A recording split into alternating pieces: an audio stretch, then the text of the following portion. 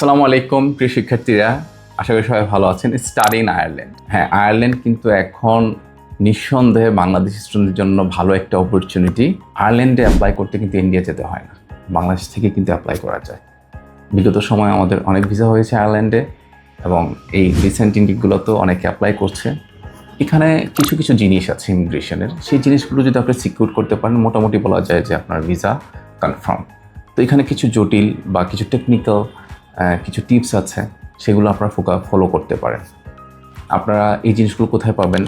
Ireland immigration পেজে পেতে পারেন, ঠিক আছে, বা নিউ দিল্লি আয়ারল্যান্ড এম্বাসির ওয়েবসাইটে পেতে পারেন। অনেকগুলো রিসোর্স আছে, সেখানে আপনার ইনফরমেশনগুলো পেয়ে যাবেন।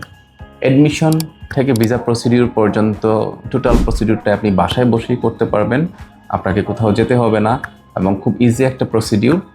আপনার যদি ভালো একাডেমিক রেজাল্ট, হ্যাঁ আমরা এটাই বলছি, ভালো একাডেমিক রেজাল্ট অবশ্যই লাগবে।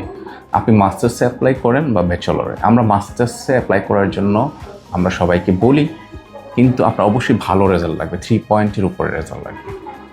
2.58 দিয়ে যে অ্যাপ্লাই করা যাবে না তা না, ভালো রেজাল্ট নিয়ে অ্যাপ্লাই করাটা ভালো।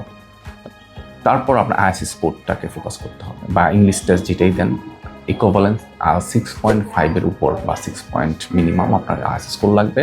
ফাইন্যান্সিয়াল প্ল্যানিংটা খুব সুন্দরভাবে সাজাতে হবে, দেন প্রপার সাবমিশন, দেন উইন ভিসা, ঠিক আছে। তো এইভাবেই আপনাকে আসলে প্ল্যানটা সাজাতে হবে, করতে হবে। অ্যাজ এ কনসালটেন্ট আমি সবসময় আছি আপনাদের পাশে, আপনারা আমাদের অ্যাসিস্ট্যান্স নিতেই পারেন। যদি প্রয়োজন হয় আমাদের ঢাকা এবং চট্টগ্রাম অফিসে আপনারা ভিজিট করতে পারেন। যারা আয়ারল্যান্ড নিয়ে প্ল্যান করছেন এবং আয়ারল্যান্ড নিয়ে আপনারা অনেক কিছু জানতে চান, অনেক কোয়ারিজ আছে, নিঃসন্দেহে আমার সাথে সরাসরি কথা বলতে পারেন, অনলাইন সেশন আর অফলাইন। আমি আপনাদেরকে জানাবো কিভাবে নিজেকে সিকিউর করতে হয়। তো সবার আয়ারল্যান্ড ড্রিম সত্যি হোক, সেই শুভকামনা থাকলো। আসসালামু আলাইকুম।